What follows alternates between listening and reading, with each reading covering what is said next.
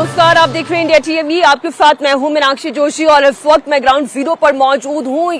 सुबह के 9 बज चुके हैं और पहलगाम की इन्हीं वादियों में आज से 6 दिन पहले दहशत की गोलियां चली थी जिसमें मासूमों की जान गई थी। आज उसी पहलगाम से लगातार दिन भर की बड़ी खबरें मैं आपके लिए लेकर आऊंगी। आपको बता दें, भारत एक तरफ पाकिस्तान के खिलाफ एक बड़े निर्णायक फैसले की तैयारी कर रहा है और इसकी एक झलक अब हम आपके सामने रखने जा रहे हैं। भारत अपनी सैन्य क्षमता को निरंतर बढ़ाता जा रहा है और इसी से जुड़ी हुई बड़ी खबर आपको बताते हैं। भारत आज फ्रांस के साथ राफेल एम विमान की डील करने जा रहा है। इस वक्त की बड़ी खबर आपको बता दें, सुबह 9 बजे के बुलेटिन की शुरुआत हम कर रहे हैं इस वक्त की बड़ी खबर के साथ, जहां भारत पहलगाम में हुए आतंकी हमले का बदला पाकिस्तान से लेना चाहता है। और बड़ी जानकारी आपको दे दें, भारत और फ्रांस के बीच 26 राफेल एम फाइटर जेट को लेकर डील पर मुहर लगने वाली है। इससे नेवी की ताकत भी कई गुना ज्यादा बढ़ जाएगी। भारत की तैयारियों को देखते हुए पाकिस्तान में भी इस वक्त खलबली मची हुई है। पाकिस्तान घबराया हुआ है, रह रहकर गीदड़ भभकी दे रहा है। उनकी ये घबराहट भी इस वक्त लाइन ऑफ कंट्रोल पर दिखाई दे रही है। एक और बड़ी खबर आपको बता दें, लाइन ऑफ कंट्रोल पर पाकिस्तान की ओर से लगातार रुक रुक कर फायरिंग की खबर सामने आ रही है। लगातार चौथे दिन पाकिस्तान की तरफ से सीज फायर वायलेशन किया गया है। वहीं पहलगाम आतंकी हमले को लेकर विरोध का दायरा भी बढ़ता चला जा रहा है। 7 समंदर पार भी इस हमले का विरोध हो रहा है। लेकिन सबसे पहले बात पहलगाम की, जहां इस वक्त मैं मौजूद हूं। पहलगाम का जो इस वक्त हाल है वो आपको बता दें, जहां मेन चौक पर मैं खड़ी हुई हूं, यहां से ठीक एक रास्ता जो आगे की तरफ जाता है। बहुत ही सुंदर यहाँ का जो क्लब है वो यहाँ पर है, जो पब्लिक गार्डन है वो यहाँ पर है। ठीक यहाँ से आगे की तरफ अगर हम बढ़े तो रास्ता बाइफरन की तरफ जाता है। अभी भी पहलगाम आकर यहाँ के नज़ारे को देखने के लिए तो छूट है, लेकिन बाइफरन में अभी भी उस क्राइम स्पॉट पर ना पत्रकारों को और ना ही आम नागरिकों को वहां पर जाने की इजाजत, ना ही यहाँ के लोकल्स को वहां पर जाने की इजाजत दी जा रही है। जानकारी के मुताबिक तकरीबन 100 से अधिक जो पोनी वाला है, यानी कि जो घोड़ा चलाने वाले हैं, वो अभी भी पुलिस की हिरासत में हैं, जिनसे लगातार जम्मू कश्मीर पुलिस पूछताछ कर रही है। रही बात पर्यटकों की, अब जो जगह हमेशा खचाखच पर्यटकों से भरी रहती थी, अब वहां पर इक्का दुक्का पर्यटक दिखाई देने लगे हैं। लोग यहां पर आते हैं, घूमते हैं और उसके बाद चले जाते हैं। जबकि इस आतंकी घटना से पहले यहां के होटल्स कंप्लीटली बुक्ड थे। इतना कि ओवर बुकिंग चल रही थी, लोगों को बुकिंग नहीं मिल पा रही थी। एक बड़ा सेटबैक जरूर यहाँ के टूरिज्म सेक्टर को लगा है, लेकिन ये कहा जा सकता है कि धीरे धीरे लोगों का विश्वास एक बार फिर वापस बढ़ रहा है और लोग यहाँ पर आने लगे हैं। हालांकि सुबह सुबह का समय है और जो इस वक्त लोगों की आप आवाजाही देख रहे हैं वो ज्यादातर स्कूली बच्चे हैं। इस इलाके में पढ़ने वाले बच्चे जो अनंतनाग के स्कूल से पढ़ते हैं, उन लोगों की आप मूवमेंट देख पा रहे हैं, लोकल्स की मूवमेंट देख पा रहे हैं। लेकिन पर्यटकों का अभी अगर मैं यूं कहूं कि पहले 100 था, तो आज की तुलना में इससे देखें वो इक्का दुक्का दिखाई दे रहा है और इसी को बढ़ाने की थोड़ी जरूरत है, जो यहाँ के लोकल्स भी कह रहे हैं। इसी बीच बड़ी खबर आपको बता दें, पहलगाम आतंकी हमले के बाद भारत ने सीमा पर चौकसी बढ़ा दी है। पाकिस्तान ने एक बार फिर अपनी नापाक हरकत दिखाई है। आपको बता दें, पिछले 4 दिनों से पाकिस्तान की तरफ से लगातार सीज फायर वायलेशन हो रहा है। लगातार चौथी रात भी गोलीबारी जारी रखी गई। पाकिस्तान नियंत्रण रेखा के पार बिना उकसावे के छोटे हथियारों की गोलाबारी की खबरें सामने आ रही हैं। रविवार को पाकिस्तान की तरफ से कुपवाड़ा और पुंछ जिले की चौकियों की तरफ ये फायरिंग की गई। इसका मुंहतोड़ जवाब भी भारतीय सैनिकों की ओर से दिया गया। पाकिस्तानी फायरिंग में भारत की तरफ से कोई नुकसान नहीं हुआ है। बड़ी खबर आपको बता दें, भारतीय सेना बॉर्डर पर इस वक्त अलर्ट है और इस सीज फायर वायलेशन का भारत की तरफ से भी जवाब दिया जा रहा है। जवाबी कार्रवाई से जुड़ी हुई एक और बड़ी खबर आपको बता दें, पहलगाम आतंकी हमले के बाद पाकिस्तान के खिलाफ भारत लगातार एक के बाद एक एक्शन लेता चला जा रहा है। और इधर पाकिस्तान है कि गीदड़ भभकी के अलावा पाकिस्तान के पास कुछ है तो नहीं करने के लिए, तो वही तस्वीर और वही बयानात इस वक्त पाकिस्तान से निकलकर सामने आ रहे हैं। इस बीच दोनों देशों के बीच युद्ध के हालात बने हुए हैं और इस तनावपूर्ण हालात के बीच भारत अपना डिफेंस सिस्टम लगातार मजबूत करने पर ध्यान केंद्रित करे हुए है। आपको बता दें, भारत और फ्रांस के बीच राफेल एम फाइटर जेट की डील होने जा रही है। किसी भी वक्त इस डील पर मुहर लग सकती है। भारत फ्रांस से 26 Rafale marine fighter jet deal पर आज साइन करेगा।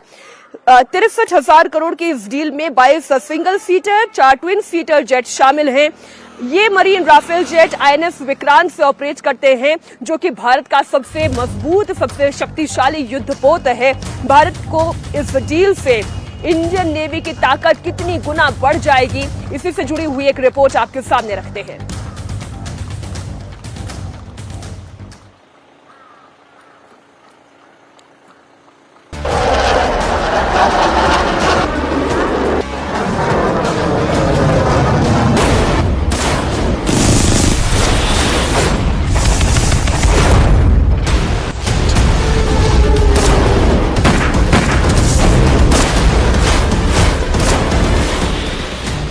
पहलगाम में हुए आतंकवादी हमले के बाद भारत आतंकियों और उनको पनाह देने वालों को लगातार मिट्टी में मिला रहा है।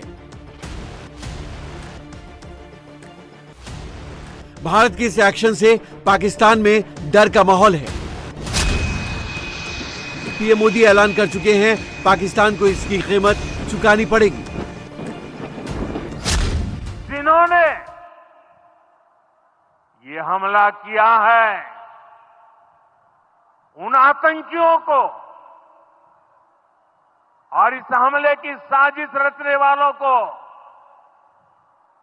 उनकी कल्पना से भी बड़ी सजा मिलेगी। पहलगाम में पाकिस्तान की कायराना हरकत का जवाब भारत उसी की भाषा में उसे देने वाला है।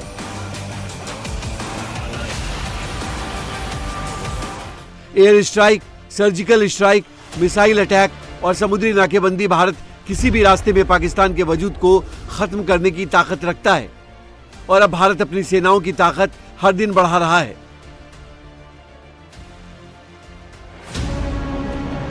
भारत इस बार पाकिस्तान को ऐसा सबक सिखाएगा कि पाकिस्तान की आने वाली नस्लें कभी भारत की तरफ आंख उठाकर नहीं देख पाएंगी। अब आतंकियों की बची खुची जमीन को भी मिट्टी में मिलाने का समय आ गया है। उनकी कल्पना से भी बड़ी सजा मिलेगी। आज भारत अब तक की सबसे बड़ी डिफेंस डील करने जा रहा है। आज भारत और फ्रांस के बीच राफेल मरीन को लेकर डील साइन होने जा रही है।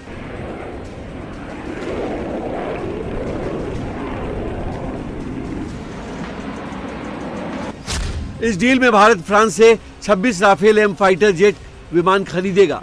63,000 करोड़ का यह सौदा भारत और फ्रांस के बीच सबसे बड़ा रक्षा सौदा है। इस डील पर आज रक्षा मंत्रालय के बड़े अधिकारी और भारत में फ्रांस के राजदूत साइन करेंगे। इस सरकारी सौदे के साथ ही कुछ और भी समझौते होंगे। ये समझौते फ्रांस की रक्षा कंपनियों के साथ किए जाएंगे। सूत्रों की माने तो इस डील से पहले फ्रांस के रक्षा मंत्री सेबेस्टियन लेकॉर्नु और भारत के रक्षा मंत्री राजनाथ सिंह के बीच वीडियो कॉन्फ्रेंसिंग के जरिए मीटिंग होगी। इस सौदे में 22 single seater, 4 twin seater jet, बेड़े का रखरखाव, लॉजिस्टिक सपोर्ट, पर्सनल ट्रेनिंग और स्वदेशी निर्माण वाला पैकेज भी शामिल है।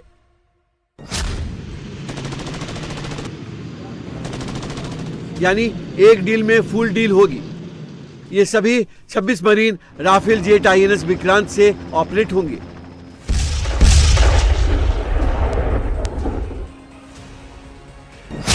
राफेल मरीन फाइटर जेट की खासियत की बात करें तो ये 15.27 मीटर लंबा, 10.80 मीटर चौड़ा और 5.34 मीटर ऊंचा है।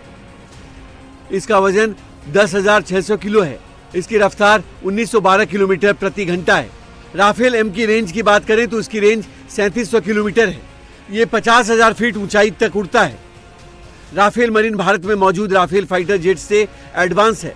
ये फाइटर जेट INS विक्रांत से स्की जंप कर सकता है। ये बहुत कम जगह पर लैंड और टेक ऑफ कर सकता है। इसे न्यूक्लियर प्लांट पर हमले के नजरिए से भी डिजाइन किया गया है। पहलगाम हमले के बाद भारत के कड़े एक्शन से बौखलाए पाकिस्तान ने अरब सागर में फायरिंग ड्रिल शुरू की। तो भारतीय नौसेना ने एयरक्राफ्ट कैरियर INS विक्रांत को समंदर में उतार दिया, जो इस वक्त अरब सागर में पाकिस्तान के ठीक सामने खड़ा है। इस वक्त पहलगाम आतंकी हमले को लेकर कश्मीर से लेकर दिल्ली तक हलचल बहुत तेज है। आज प्रधानमंत्री नरेंद्र मोदी और रक्षा मंत्री राजनाथ सिंह की मुलाकात होने वाली है। कल ही रक्षा मंत्री राजनाथ सिंह की मुलाकात CGF से हुई थी। इसी से जुड़ी हुई और ज्यादा जानकारी इस वक्त हमारे सहयोगी देवेंद्र पराशर दे रहे हैं। देवेंद्र, आज की ये मीटिंग कितनी इम्पोर्टेंट? ये सोर्सेज का ये कहना है कि राफेल डील को लेकर फ्रांस के साथ आज जो डील होनी है उस संबंध में कल भी रक्षा मंत्री की CDS और डिफेंस सेक्रेटरी इन दोनों लोगों के साथ मुलाकात हुई थी, और आज ये प्रधानमंत्री के साथ जो रक्षा मंत्री की मुलाकात है वो उसी संदर्भ में है। और क्योंकि फ्रांस के डिफेंस मिनिस्टर यहाँ पे आने वाले थे, फिर आखिरी समय में उनका प्रोग्राम कैंसिल हुआ, वीडियो कॉन्फ्रेंसिंग के मार्फत वो रहेंगे और फ्रांस के एम्बेसडर यहाँ पे रहेंगे जब जो सेरेमनी होगी उस समय। तो इन सारी चीजों को लेकर एक तरह आप कह सकते हैं कि फाइनल गो अहेड प्रधानमंत्री के साथ होना है। उस संबंध में रक्षा मंत्री राजनाथ सिंह 11 बजे के लगभग प्रधानमंत्री के पास पहुंचेंगे और उसके बाद डील को लेकर जो एक बातचीत होनी है प्रधानमंत्री से और जो निर्देश कुछ मिलना होगा वो निर्देश दिया जाएगा। सब सोर्सेज का कहना है। लक्ष्य बहुत शुक्रिया देवेंद्र आपका पूरी जानकारी के लिए। और इसी बीच एक और बड़ी खबर आ रही है, आपको बता दें भारत और पाकिस्तान के बीच में जो वीजा दिए गए थे उसकी डेडलाइन आज खत्म हो रही है। जितने भारतीय नागरिक पाकिस्तान में मौजूद है उनके भारत आने का सिलसिला, और जो पाकिस्तानी नागरिक भारत में मौजूद थे उनके वापस पाकिस्तान लौटने का सिलसिला जारी था। इसकी आज डेडलाइन है। आपको बता दें 27 तारीख तक ये मियाद थी जो अब पूरी हो रही है। आपको बता दें 27 अप्रैल तक पाकिस्तानी नागरिकों को भारत छोड़ने का आदेश दिया गया था, जिसमें पिछले 4 दिनों की रिपोर्ट में आपको दे दूं 537 पाकिस्तानी नागरिक अटारी बॉर्डर के जरिए पाकिस्तान लौट चुके हैं। तो वहीं वो भारतीय नागरिक जो पाकिस्तान में मौजूद थे जिनकी संख्या 850 बताई जा रही है वो भी वापस भारत की तरफ लौट चुके हैं। अभी शॉर्ट टर्म मेडिकल या फिर टूरिस्ट वीजा लेकर भारत आए या फिर पाकिस्तान गए नागरिकों के बारे में जानकारी और जुटाई जा रही है। मेडिकल वीजा वाले पाकिस्तानियों के लौटने की डेडलाइन 29 अप्रैल की है। और इसी बीच देश में लंबे समय से रह रहे पाकिस्तानी नागरिकों में भी इस वक्त खलबली मची हुई है। उन्हें ये डर सता रहा है कि कहीं उन्हें वापस पाकिस्तान की तरफ ना जाना पड़ जाए। इसी बीच इंटेलिजेंस ब्यूरो ने दिल्ली में रह रहे करीब 5000 पाकिस्तानी नागरिकों की बाकायदा एक लिस्ट है जो दिल्ली पुलिस को सौंपी है, जिन्हें पाकिस्तान भेजा जाना है। बड़ी खबर आपको बता दें, पहलगाम आतंकी हमले के बाद भारत लगातार अपनी ताकत बढ़ाने पर अपना ध्यान केंद्रित करे हुए है, लेकिन पाकिस्तान और उसके मंत्रियों की घबराहट हर दिन निकलकर सामने आती है। बड़ी खबर आपको दे दें, इस बार न्यूक्लियर बम और फिर सिंधु नदी में खून बहाने की गीदड़ भपकी के बाद पाकिस्तान के नेताओं की बकवास की एक नई लिस्ट सामने आई है। उनके सरकार के 3 मंत्रियों यानी कि मोहसिन नकवी, तलाल चौधरी और इशाक डार ने भारत को गीदड़ भपकी दी है, डराने की कोशिश की है। तो इस बार पाकिस्तान को जवाब भी सरकार के विरोधी खेमे से मिल रही है। अगर भारत ने किसी किस्म के एडवेंचर की, पाकिस्तान का जवाब जो है वो एक तारीख लिख देगा। तो ना शिमला मुआहिदा रोकेगा, ना अक़वाम मुत्तहिदा की करारदादें रोकेंगी। अगर वो ये एडवेंचर करेगा तो उसका रिस्पांस उसको 11 गुना ताकतवर तरीके से दिया जाएगा। भारत LOC की वायलेशन करता है, अगर वो ये एडवेंचर करेगा तो उसका रिस्पांस उसको 11 गुना ताकतवर तरीके से दिया जाएगा। शहबाज बिलावल के बाद भड़के तलाल, पाकिस्तान आतंकियों का दलाल। तुम बराबरी करना तो दूर की बात, तुम अगर इसी तरह करते रहोगे, ये बार बार पाकिस्तान ये कहता है कि हम न्यूक्लियर बॉम्ब हमारे पास है, एटॉमिक बॉम्ब है। याद रखिए, अगर आप किसी मुल्क के अंदर जाकर मासूम लोगों को मारेंगे तो कोई भी मुल्क खामोश नहीं बैठने वाला है। जम्मू कश्मीर के पहलगाम में हुए आतंकी हमले के बाद भारतीय एजेंसियां जहां फुल एक्शन में हैं, पाकिस्तान को उसकी औकात दिखाने और आतंकवादियों के आकाओं तक पहुंचने से पहले आस्तीन के सांपों का इलाज कर रहा है, तो पाकिस्तान में भारत विरोधी बयानों की कंपटीशन चल पड़ी। अगर भारत ने किसी किस्म के एडवेंचर की, पाकिस्तान का जवाब जो है वो एक तारीख लिख देगा। पाकिस्तान के पीएम शहबाज शरीफ से लेकर रक्षा मंत्री ख्वाजा आसिफ अली तक भारत को गिदड़ भभकी दे चुके हैं। सिंधु जल समझौते को सस्पेंड किए जाने पर बिलावल भुट्टो का खून बहाने वाला बयान अभी आया ही था कि शहबाज कैबिनेट के 3 मंत्रियों ने एक साथ भारत को गिदड़ भभकी दे दी। इस बार पाकिस्तान के गृह मंत्री मोहसिन नकवी, गृह राज्य मंत्री तलाल चौधरी और विदेश मंत्री इशाक डार ने भारत विरोधी बयान की प्रतियोगिता की।